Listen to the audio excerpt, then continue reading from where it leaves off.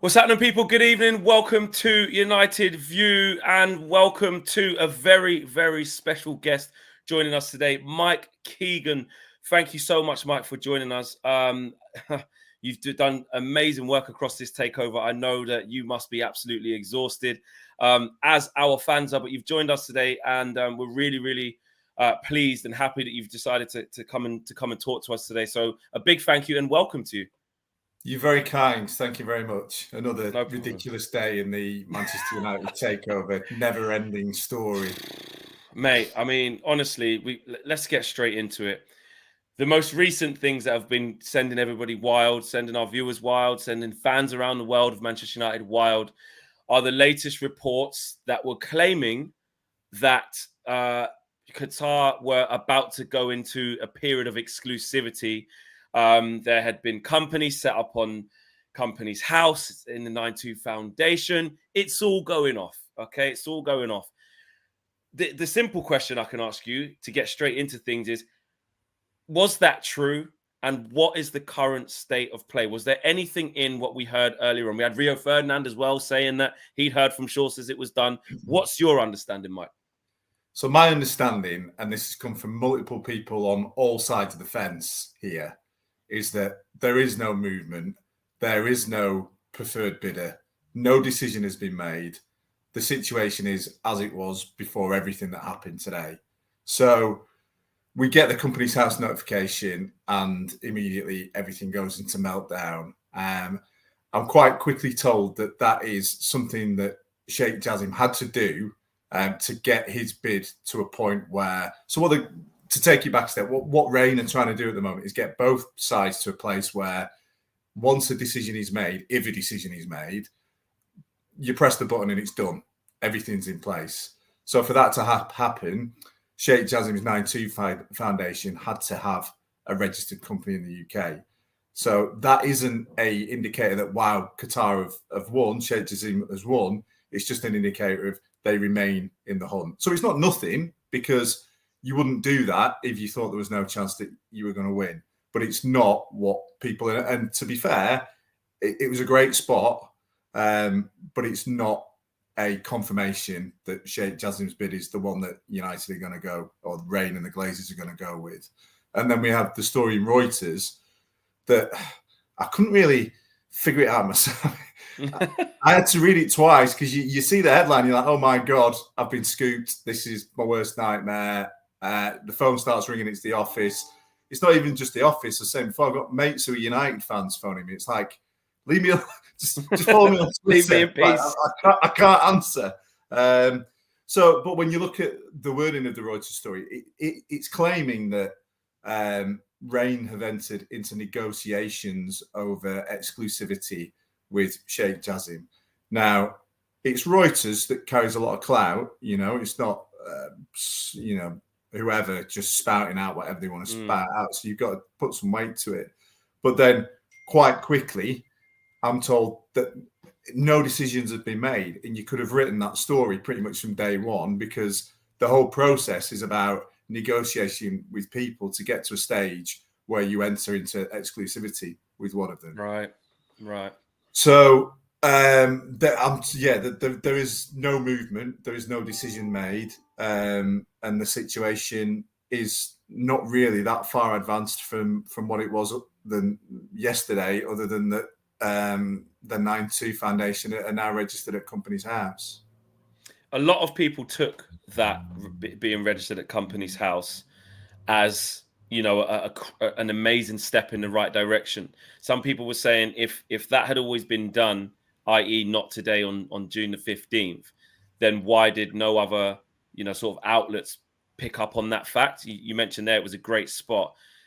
Does that show any significance, or like you're saying, it just means that Sheikh Jassim had to do this today to be ready, or did mainstream media maybe miss that?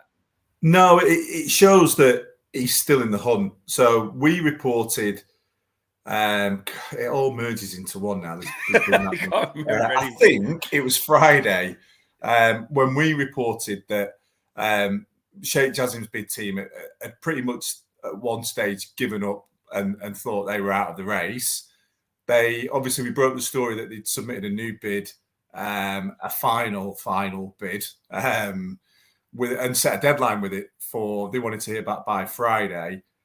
On the back of that, we then found out that there was a bit more of a renewed optimism and confidence in there. Not that they were going to win, but that they were definitely back in the frame. And we know that both groups have been asked by the lawyers for the kind of, without getting too legally and boring, for kind of the final details. And this will be one of those final details. So I know people don't want to hear it, but it only really underlines what we already knew, that both people remain in the hunt, and that this was a consequence of them having to complete those final details, if that makes sense.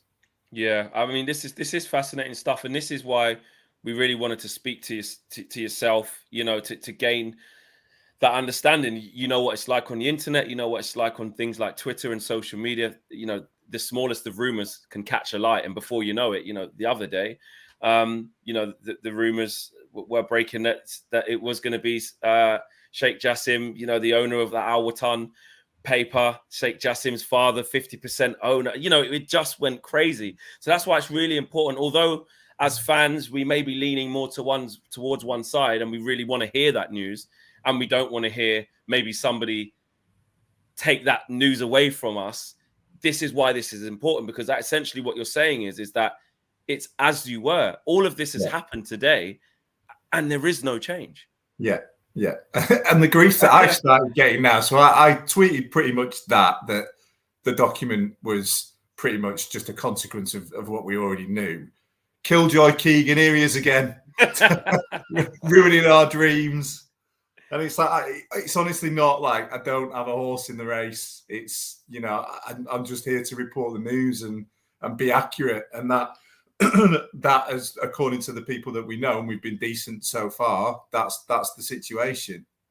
In terms of the Glazers, then, to your understanding, where do they stand right now? Because, okay, let's take it away from today's shenanigans, because you've basically covered that and said, look, it is as it was before.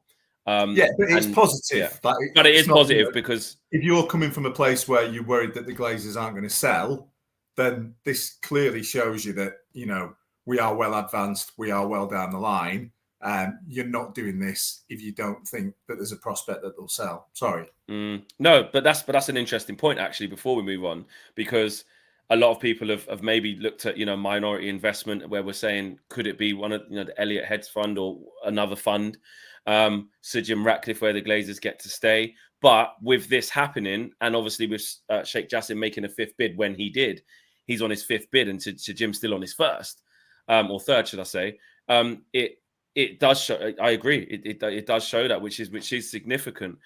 Where do the Glazers sit from your understanding of what they would prefer? Because a lot of fans are sort of mystified as to, if you've got an offer on a table that guarantees you that much money now, take it all, off you go into the sunset. They've bought it, and leveraged the debt against the club 17 years ago, and they get to walk away with the best part of £5 billion.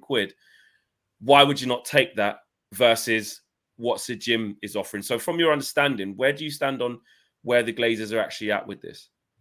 So I've got to qualify it. I do not have a direct line to Joel and Avi. So this is what I know is based on people in and around it, people who I trust, who are a lot closer than I am.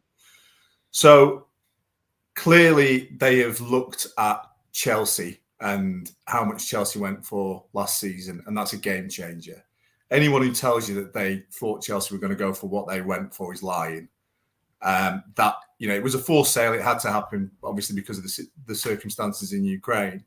But nobody thought Chelsea were worth anywhere near that much. And then it's clearly no coincidence that Rain Group, the merchant bankers who got that figure for Chelsea, you've got to admire for doing that, are the guys that the Glazers go to run the process for United. So I think that's quite telling on where they're at. Clearly there, within the family, while it might not be unanimous, there is a view of, my God, if they can get that much for Chelsea, how much are we sitting on here? And obviously, with no disrespect to Chelsea, Manchester United is a totally different proposition. So I think that was the starting point. And I think as well, it was interesting that because Liverpool clearly saw it, and Liverpool went first, and then when United go, it's even Liverpool, and this will probably please people that are watching and not Liverpool fans, but United are bigger than Liverpool, and United will fetch more money than Liverpool. And I don't think it's a coincidence that, not very long after United went, Liverpool were taken off the market. So there's clearly a realization among the Glazers that this asset, and I've said this before, people have their views on the Glazers. I'm not a United fan, so it's easier for me to be a bit detached from it. That deal that they did to buy Manchester United in football terms is one of the greatest business deals that has ever been done in the world. So you come in, you buy it, the money that you borrowed to buy it, you then stick on the club, and then 18 years later, you sell it for like, I couldn't even figure out the maths, how many times on top of what you paid for it. That's like, if you get out now, you've won, like you've done it. However, that's what's frustrating the fans. Yeah, I can totally see that. And I would probably agree with that, even though I'm not a United fan. And I think the one other thing that I'm told, and that might be not what people want to hear, is that for all the stick that they get, and in my opinion, a lot of it is justified, Joel Glazer in particular is very invested in Manchester United. He is a Manchester United supporter. He spends a lot of his time on the day-to-day operations of the football club. So if you're looking at that, I would imagine he's very rich, a lot wealthier than I am. He probably is at a stage where he doesn't need great sums of money. But anyway, the offer, the offers are what they are. But a large portion of his day is taken up with the running of Manchester United. So the first thing is, if you take that away from you, the guy's, I think he's in his 50s. What do? Where do you go from there? It's is there a better name in sport to be involved with than Manchester United, a bigger name? Certainly not Tampa Bay Buccaneers. And then you look at what's happened at United with Ten Hag coming in. And, they've been through the bad times. That's not Sheikh Jassim or Sir Jim, is it? Right. Are you sure, Mike? Because if it is... If it was, I'd have answered it. He's like, not Sheikh Jassim, not Sir Jim. No, don't matter. I've lost my train of thought. Yes, sorry. Yeah. Ten Hag is the manager, and we know that, and I'm sure people would agree, that he's done a very, very good job. And if you're a United fan, you're pretty... Yes, you want this takeover situation sorted out, but you're in a pretty good place with regards to your football team as opposed to a few years ago. So we've been through it, since 2012, whatever it is. It's been City. I was at the FA Cup final. Like, yes, Ten Hag's done a great job, but they're a million miles away from City. Yeah. But that said, the transfer business last summer, they overpaid for Anthony. We know that, but the transfer business would seem to, at last, given the incredible wastage that there's been, it seems to be decent. The manager's decent. It feels like they are not a million miles away from getting back to where Manchester United should be. So if you've been through all that horrible stuff and you now think you're on the verge of something special, and you've got an offer that's saying you can stick around for 2 years, you can stick around for 4 years, you can see the fruits of this come in. And let's not forget, with the Sir Jim Ratcliffe offer, our information is that it values United slightly higher than Sheikh Jassim. So if somebody's, you're not going to get it all up front, you're not going to be able to get out straight away. But if you want to stay and you want to see that, and you're confident that things are going to improve on the back of this season, and in 2 to 4 years, you'll probably end up with more money than you'll get now, then maybe you do stay. Now, personally, I worked at the Manchester Evening News. I went to school in Manchester. A lot of my mates are United fans. I saw what happened at the Super League breakaway in the Liverpool game that got abandoned. Now, I struggle to see a world in which United start next season and the Glazers are still there, that there aren't large-scale protests again. Yeah. Whether it would go to that extent that you're getting games abandoned, I don't know. But your brand can become toxic pretty quickly if that kind of stuff is going on every game. Now, one school of thought is that they go with Ineos and Sir Jim Ratcliffe. There are transfers lined up. So by the time you kick the ball, I think the fixtures came out as Wolves' first game of the season. Yeah, Wolves' first game. Yeah. By the time you kick a ball against Wolves, you've got four new signings, 5 new signings.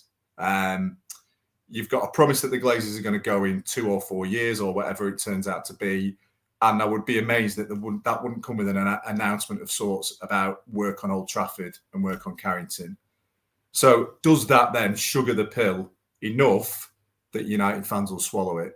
So really long-winded answer to your question. No, but it's true. No, but I think that's not a million miles away from the kind of conversations they'll be having out there.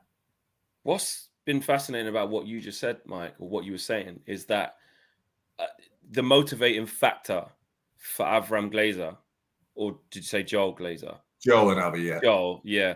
The motivating factor may not actually be money. It actually is ego and enjoyment of having that power and still being part of it, which I find as a fan, hearing that side of it is staggering, because as a fan, to me, all the Glazers are interested in is money. And I think the reason why they've held on so long and not just gone with Sir Jim Ratcliffe and kept Sheikh Jassim there, even into these stages that we're seeing now, is to just go on a little bit more. You can go on. You ever watch Dickinson's Real Deal?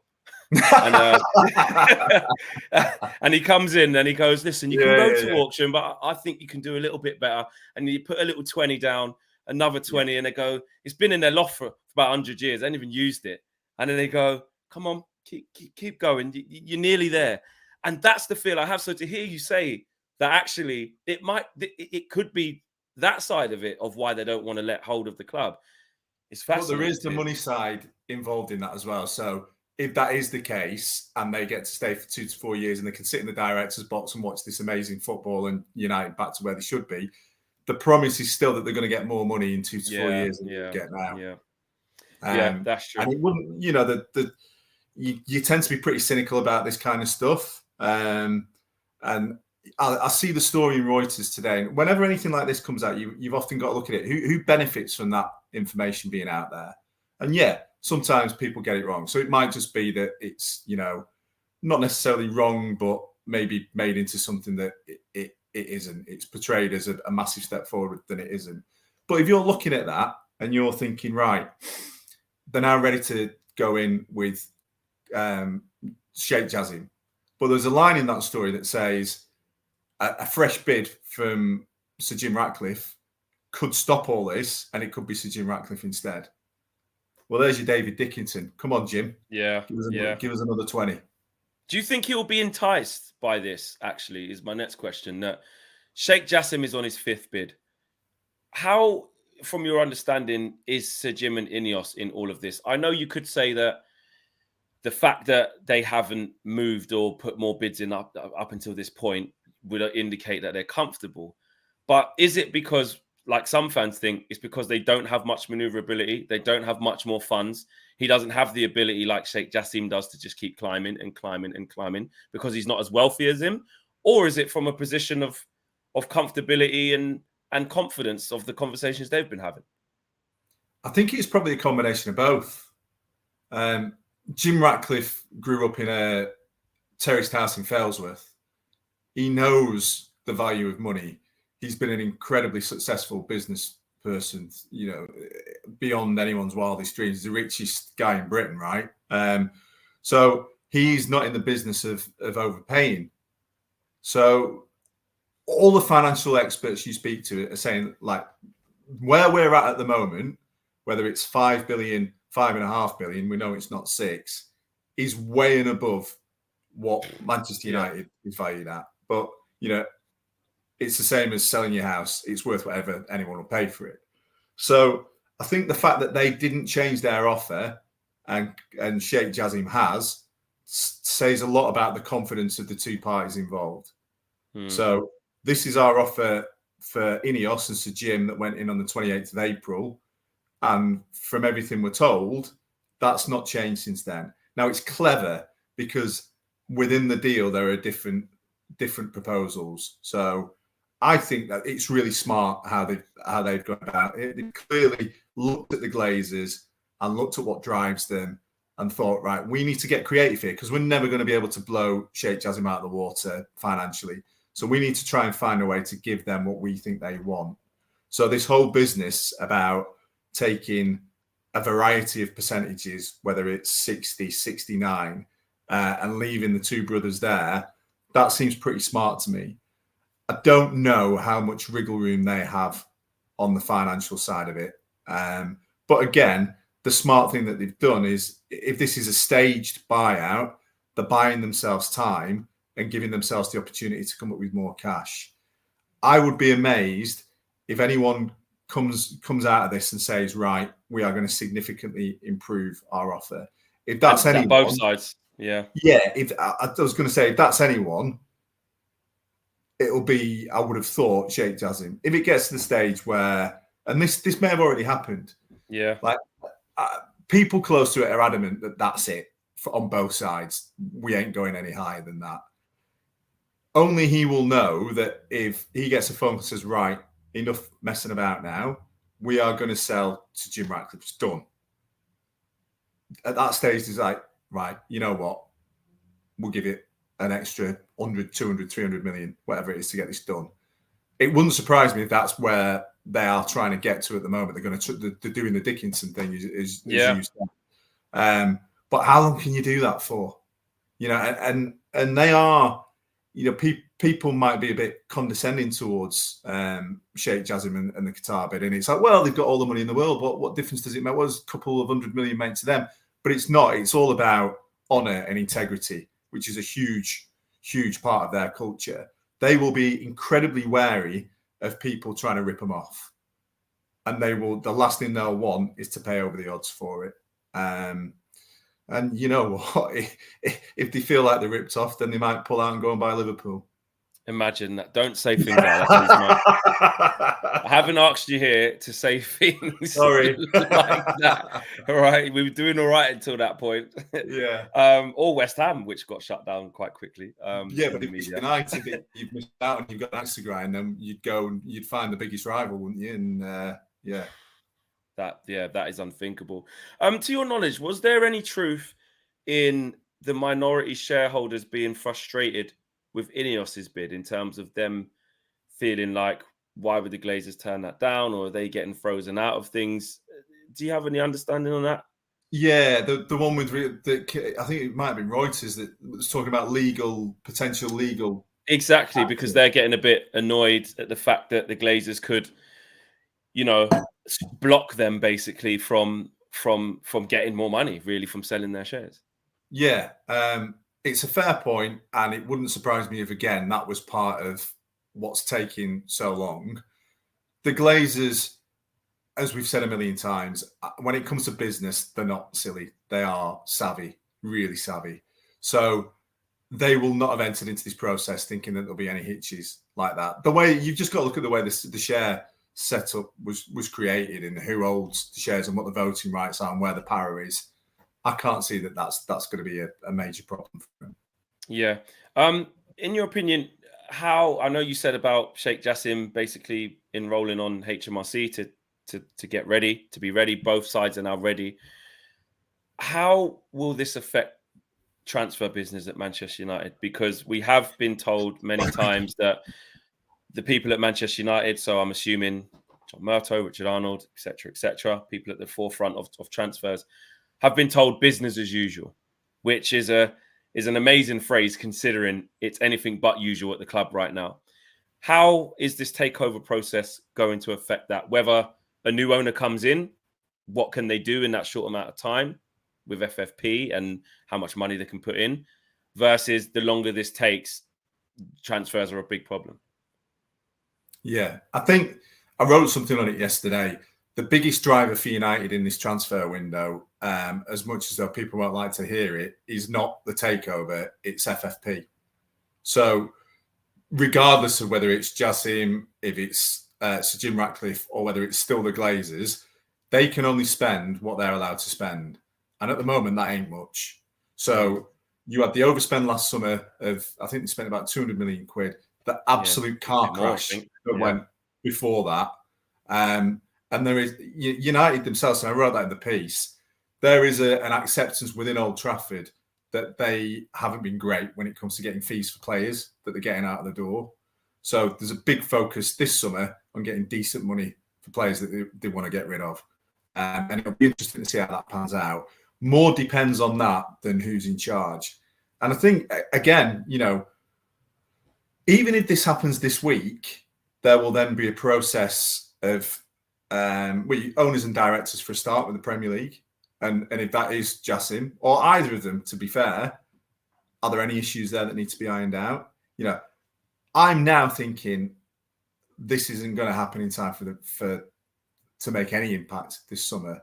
But the main point is it probably wouldn't anyway, because if you're Qatar, Sheikh Jassim, for example, you come in and you clear the debt and everything, well, then one thing, and I wrote that might happen is the servicing of the debt that you'd allowed for in your books isn't there anymore because that debt's not there. So you're not having to pay around 50 million quid this year. So that frees up at 50 million quid to spend. But I just don't think that will happen in time for this transfer window. And I think I know they've already got their budget in place, which may change regarding who they manage to get rid of and how much to get for them. But this is, you know, it will give them clarity, which is never a bad thing. And if you're a player looking at coming to play for Manchester United, personal opinion is it's the biggest football club in the world, so you come anyway. But certainly having that uncertainty resolved will not do any harms. But it isn't a big deal that some people think it has to be. That's really interesting to hear you say that as well, Mike, because, you know, sometimes us fans get a bit giddy. You know, some people have been reporting in the media that, you know, there's an eye on Mbappe because of the link there. And should it be Sheikh Jassim who comes in, he has enough time because he wants to get it done quickly that he can put an injection of cash in there to get more transfers.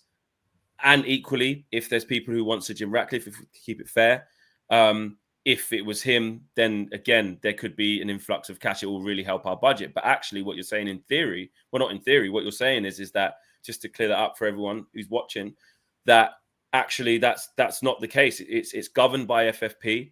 And actually, is there even time, by the time all of this happens, for, you know, Sheikh Jassim or Sir Jim Ratcliffe to come and say, here's an extra 100 million in the kitty? That's just not how it's going to work. No. And even if they wanted to, they couldn't, because the debt, like FFP isn't just to tell us what your current situation is. It's based on previous seasons. So the damage has already been done. So they're literally short of getting 40 million quid for Harry Maguire, 35 million quid for McTominay, Tellers, the rest of them. You know, that is what will define Manchester United's transfer window rather than anything that's going on with the takeover. And then the stuff about Mbappe as well. So you get, you know, these people saying, oh, you know, Sheikh Jassim, it's just Qatar. They're all the same. It's United and PSG. It's, you know, and then they're saying, and they'll get Mbappe. So, well, that is the case, and it's the same people. Do you not think he's probably? Are we allowed to swear? I'm just going to say, yeah, of course. Yeah, it probably pissed them off a little bit with his recent behaviour at PSG. If that was the case, and I'm told that it isn't, they're not going to be in a hurry to transport that problem to Old Trafford after the way that he treated PSG. But he doesn't anyway, because, you know, they are adamant that these are separate entities. But no, either party taking over will not be able to come in and throw hundreds into a transfer kitty immediately. They will do, and I've wrote before that if Sheikh Jassim's bit, and we'd written this from the start, if Sheikh Jassim is successful, then yeah, of course, when the opportunity arises, there will be funds there to strengthen and give Erik ten Hag what he needs, but it won't be this transfer window. On the Sheikh Jassim side and the Qatari side, how much pushback would there be from the Premier League / other clubs, governing bodies, etc., with them as owners, should they be successful, given the new stringent criteria that I know has been updated now of how to own football clubs, etc., etc. We've seen the Newcastle takeover go through not too long ago, and now since then the legislation's changed again. What, in your opinion or your know-how, what would that look like for Qatar if they were to own Manchester United? I struggle to see a world in which this doesn't get past owners and directors. I really do. You've got Abu Dhabi at City, Saudi Arabia at Newcastle. How do you turn? What makes Manchester United different? How do you turn around and say, you know, we're not having this at Manchester United? You don't want to get too heavily involved in politics and conspiracy theories and stuff, but just looking at the government and the role that Qatar will play over the coming years in this country, where we'll rely on them for gas and, you know, to make sure that the energy crisis that we've had never happens again. I might be thinking too much like a conspiracy theorist, but I just struggle to see a world in which there isn't government support for this to happen if they are the chosen ones. There will be clubs in the Premier League that do not want this. If you are a rival of United, a Chelsea or an Arsenal or a Liverpool, I would be amazed if you want to see United follow down the path that City have been down with great success, and obviously that Newcastle are about to go. Well, they've already had success, so there will be opposition. But based on what we've seen so far from the Premier League, I just can't see not going through if that is the choice that the Glazers make. Yeah, no, I mean, on a personal myself, again, you don't want to get too political, but if the UK government was to make such a bold statement, like you're saying, as to block the Qataris from owning a massive institution of our economy, just in general, that's what Manchester United is. That is a very big statement. And like you said, I'm no politician, but I know that there's a big relationship between our governments and royal families / governments. You know, the Emir of Qatar came and saw Rishi Sunak not long ago. You know, that these are things that I think for UK government to turn around and say no, yeah, I think that will be going down a deep path there. So I proper agree with you with that. Sheikh Jassim's fifth bid, just to kind of clear it up a little bit, and the involvement of Nasser Al-Khelaifi from PSG, because it was kind of a shocking revelation to hear that the Glazers had reached out to him in an attempt to get him to raise his bid, which subsequently it came.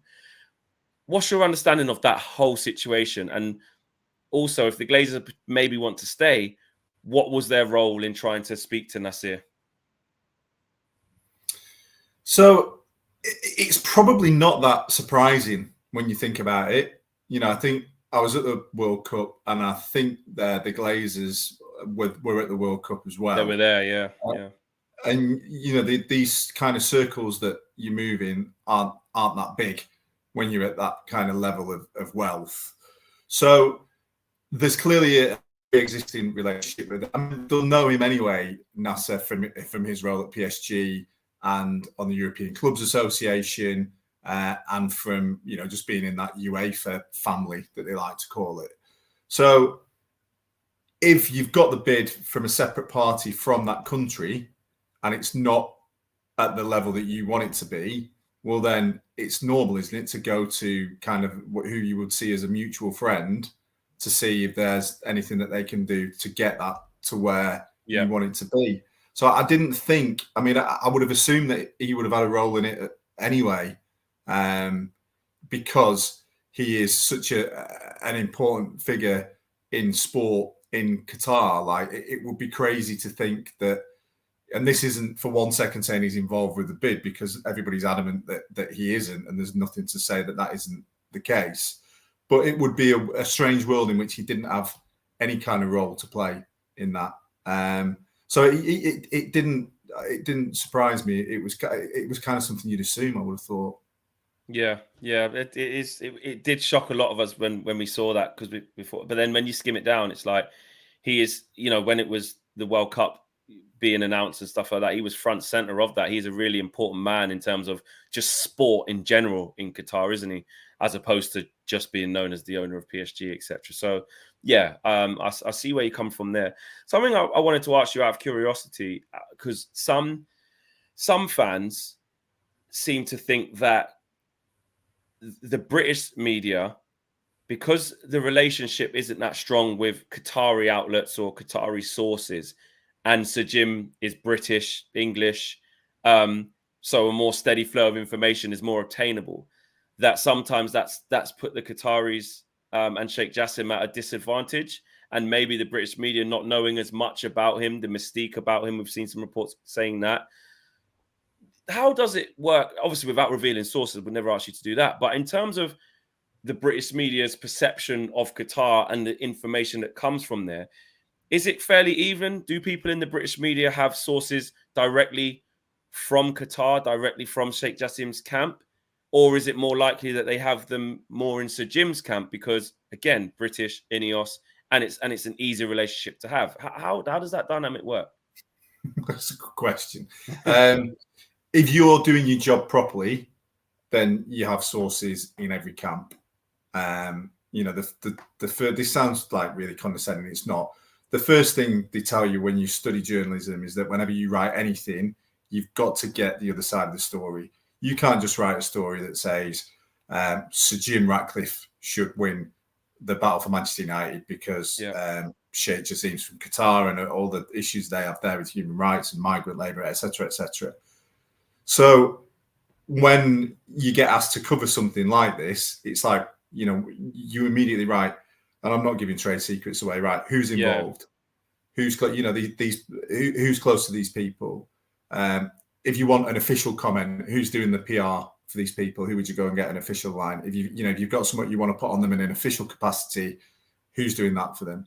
And then they have to employ PR firms for bids. So it's the same with Chelsea, and that goes beyond. So you will hopefully have your own contacts at United, but United's staff have been kept pretty much out of the loop when it comes to this. It's just, as you say, BAU, they call it, business as usual, just get on with it. But you would aim to have sources on all sides. So just because Jim Ratcliffe is British does not mean that people will have more sources in his camp if they're doing the job properly as they have in all of the other camps. Yeah, it's good to hear you to explain that, because I think I've seen a lot of fans, a lot of our community and people online, they sometimes get frustrated because they feel that maybe the reporting has been one-sided because of the ambiguity from Middle East or from Qatar, and it hasn't happened. You'll get reporters who specialise in the issues that people have raised about Qatar, that people raised at the World Cup, and they may be inclined to write stories from that perspective. Personally, I'm a football news reporter. For me, it's about this takeover battle, the immediacy of it, what the bids are, who's going to win it, who the favourite is, what the bids mean for Manchester United. And don't get me wrong, the background of both, petrochemicals, people have got their own thoughts on that, and Qatar people have got their own thoughts on that. That they are a part of it. But the main focus for me is on who's going to win this bloody thing, and when I can next go on a holiday and not have to take my laptop with me. Yeah. Well, hopefully it's coming soon. In terms of both camps, Mike, are any of them frustrated with the Glazers in terms of, why has this taken so long? Why have you kept us in the dark? If you're Sheikh Jassim, why have I had to make 5 bids? If I'm Sir Jim Ratcliffe, why am I still waiting? Or do they just think this is the process? It's the biggest club in the world. This is going to be insanely difficult to do. Or are there frustrations there? They've got to be really careful because, you're in a 2-horse race to buy a football club. Do you want to be seen as the ones coming out and moaning about the people that are selling it and bad-mouthing them? So you would never see anyone go public and say that. I think privately, on both sides, I would imagine that there is a frustration with how long this is taking. The fact that the deadline for final bids was April the 28th, and here we are mid-June and nothing's happened. The transfer window, as we've discussed, with the FFP plays a huge role in that. But it would have been nice, I would have thought, to at least have had a bit of an influence on that transfer window. So, yeah, definitely. People will have thought and hoped and expected that this will have been concluded a long time before now. With Chelsea, it was a lot quicker, but it was a forced sale, and there isn't that here. The government was involved with that, weren't they? Yeah. So perhaps we should have known that because it's Manchester United and it is a much different proposition, it was going to take this long. I certainly didn't think it'd be June and the Ashes would be starting tomorrow and we'd still be waiting to see who's in control of Manchester United. So, yeah, and I get the fans' frustration. And I get, I have to do my other job as well. I don't just write about Manchester United. So whenever I write a story about anything that's not United and I tweet it, and I get that people are getting notifications when I write a story. And the abuse, but if it's not Man United, not the story you wanted, Mike, tell it, and the best ones, any more of this and I'll unfollow you. It's like, mate, I'll save you the hassle, I'll block you. You know what I mean? It's like, actually, because I think a lot of people can maybe want to talk to you to, that's your job to report on this, to find out what's the latest is. Mike Keegan's really brilliant at that. There's been a lot of journalists who've been quite good across this, and you've got a fantastic reputation for that.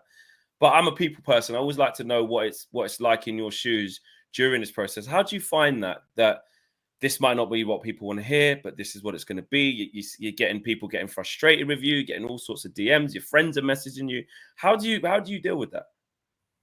You just got to remain focused on finding out what is actually going on and not listening to the noise and not reacting to the noise. So, for example, the Reuters story comes out today. I've got The Office on, I've got Mates on, Twitter's obviously exploding. But as far as I'm concerned, that's not right. You've got to back yourself. You've got to trust the people that the people that you're speaking to. And that's not to say, from a personal point of view, it's a horrible story.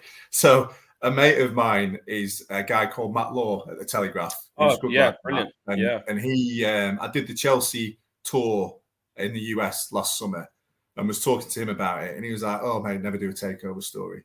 He said the Chelsea story is just exhausting because there's so many elements to it. It's such a moving part. Like one thing might be right one day and then the next it's not. You can't respond to everything because then you start chasing your tail. And it's, at one point, if Jassim's the favourite, do you put that out because tomorrow it might be Jim Ratcliffe and then you look stupid, even though what you've written was right at the time.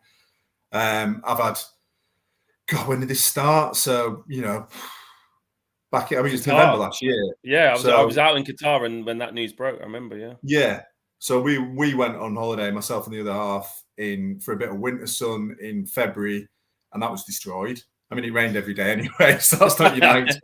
Anyway. But I'm pretty much attached to the phone. I think it was one of the first deadlines for bids. So again, it's who's going to be first to go. Qatar's bid's gone in, and that you always try and make that yourself. Make sure that's yourself.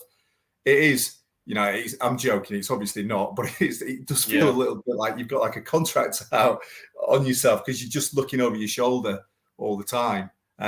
Now, it's great because the level of interaction you're getting with people makes you quite clearly aware that you are dealing with this is a big story. There's nothing bigger than Manchester United for me. I'm probably biased because I'm from this part of the world. But it's a massive deal. So you get that. You put up with a lot. It's like, and you get, people will be on your Twitter saying, oh, you're in Qatar's pocket and you're in Jim Ratcliffe's pocket. As long as they're giving me grief for being on both sides, then I'm doing my job. If everyone's just saying you're clearly on one side, then that's when you start thinking, right. But I touch wood, and I hope people think I'm just trying to provide what's going on without any bias whatsoever, and just report the news because I'm loath to moan about it because it's a great job. And there are people who do for a living, jobs that I wouldn't dream of being able to do. So I get paid for talking to people and trying to get people to tell me stuff. And then the whole point of the job for me is to tell people stuff that they don't know. Like, don't get me wrong, there's a lot to be said for writing an amazing match report and an opinion piece and, capturing the mood of the nation. For me, I went into journalism to tell people stuff that they didn't know. And that's what I try and do. And this is a great story for that. But as I said, you are wary that, you might think you're doing well, and then you get punched in the face, and somebody else has broken the story that United have been taking. It might have even happened while we're on this call. Yeah, exactly. Well, do you know what I was going to ask you? To be honest, I was going to ask you a serious question. Earlier on, was you nervous? Yeah, mate. Was you thinking, I'll tell you what, I need to check this, but if this is true, I've missed that, or you know that another journalist got it. It could have been Rio Ferdinand. Rio Ferdinand could have stolen the thunder off all of the journalists. How ironic! Don't be surprised. Like you never know who people are speaking to.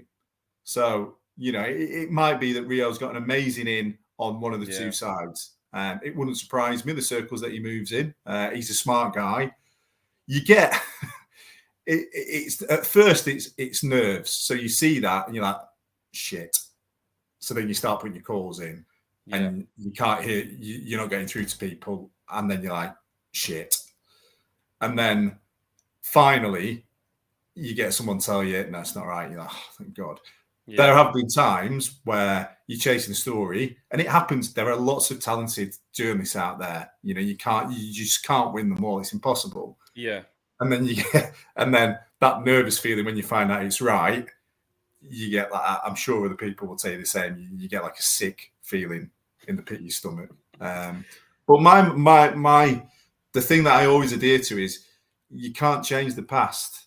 Yeah. So somebody beats you to a story, you take your medicine, you congratulate them because they've done well, and you try and get the next game. Yeah. It's in your field. That's what it is. I mean, I'm here in content creation and mainly YouTube and digital stuff, and you know that's how it goes, isn't it? I mean, with us, it's a similar aim. So you know, we're moving a lot into that world ourselves now because that's the world we're in. That's why I'm speaking to you. You know, people are gathering their information in very different ways. So if we want to stay relevant and if we want to stay in business, we've got to embrace that side of thing. But it's the same principle. When you're putting your content out, it will be about giving people something they're not getting anywhere else. And often that's information.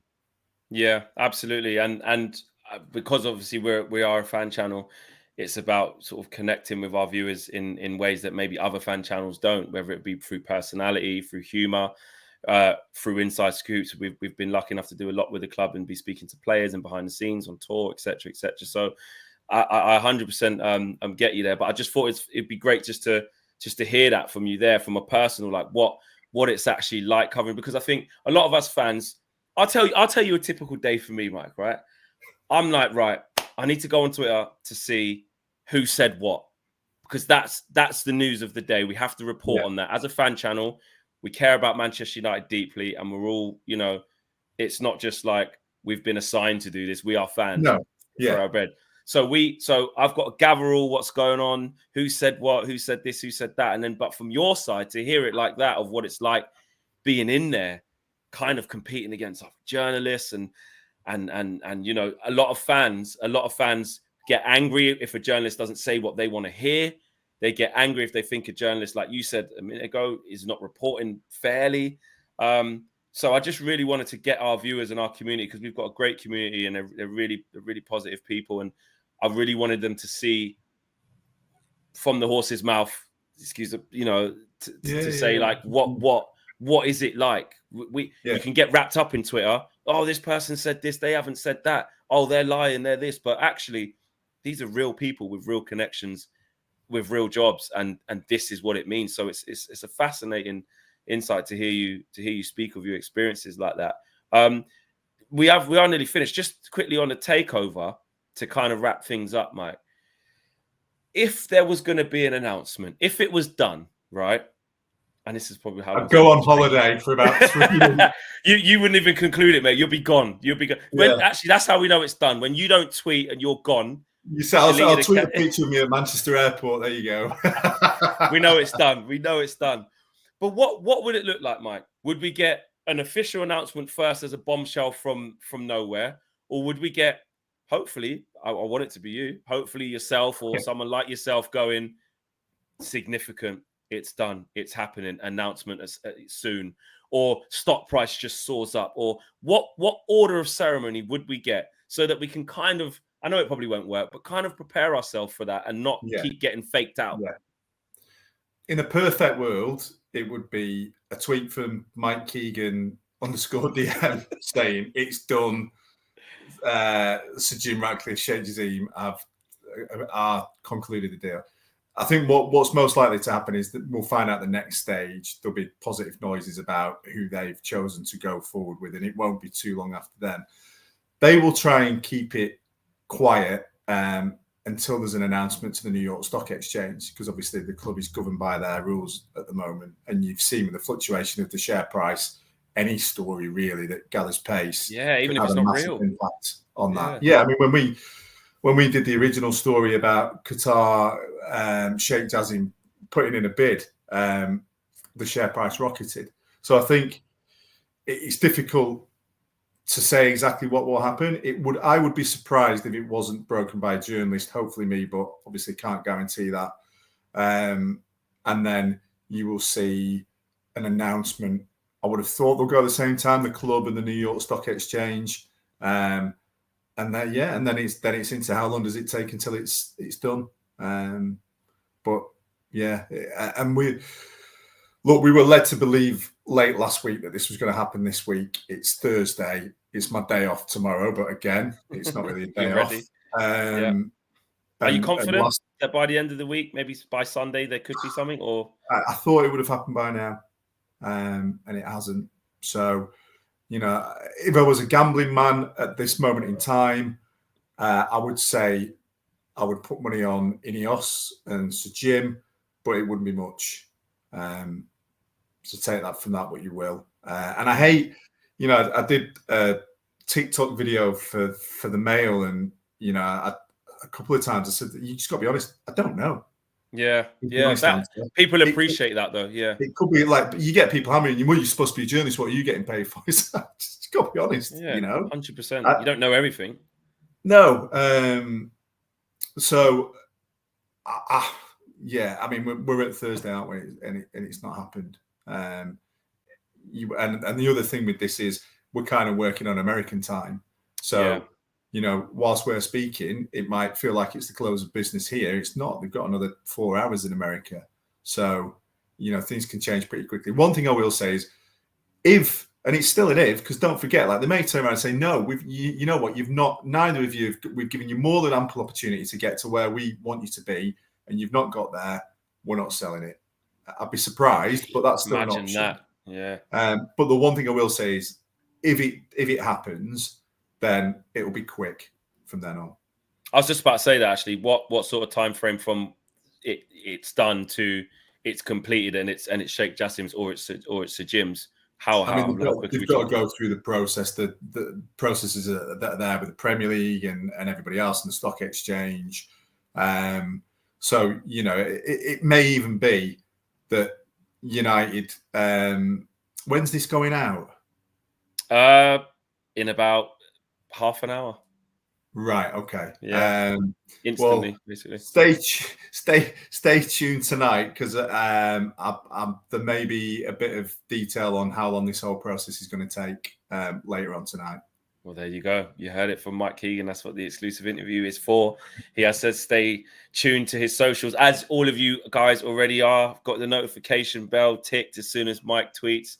I hope now, guys, that you got a better understanding of this. Mike, honestly, thank you so much for coming on here. I know you don't do a lot of things like this, so the fact that you've chosen to come onto United View and come and speak to myself and our viewers and our community, it really, really means a lot. It really does. I think on a personal, I think you've done a fantastic job of, like you said, reporting fairly, keeping us in the loop. And hopefully, you know what? Hopefully you do get that dime. You know, that one. We'll see. You'll be catapulted into Manchester United history, mate. You know well, look, from our point of view, it's like, you know, as a journalist, if you take, like, I'm an Oldham fan, so it's irrelevant, really. It's one of the very few blessings of being an Oldham fan is that I can write about the Premier League without having a horse in the race. Yeah. So for us, a powerful, successful Manchester United, and my mates who are City fans will hate me for saying this, but it's the truth. A powerful Manchester United is good for us because we know that nobody drives traffic, nobody creates interest, nobody sells newspapers like Manchester United. Hated, adored, never ignored, as the saying Exactly. says. Mike, thank you so much. Would love to speak to you again sometime in this process or afterwards. But thank you for being a great guest. Thank you for sharing your insight on a personal and professionally. And we look forward to speaking to you again soon, mate. Take care. Good man. Cheers, Flex. Cheers. I'll see you in 2 seconds. I'm just going to run the outro and I'll see you in a sec. Thank you, guys. Please smash a like on the video. Subscribe to the channel if you are new. Get in the comments and let us know what you think about what Mike has been saying. Have you enjoyed this type of content? It's fantastic we always want to push the boundaries here on United View and speak to people that are way more qualified than us. We are fans just like yourselves. And where I can, you always know that we'll be trying to get credible, good people on to talk about the issues that we want to talk about our beloved football club. So thank you guys for watching, and I hope you've enjoyed it. Take care, guys. Peace.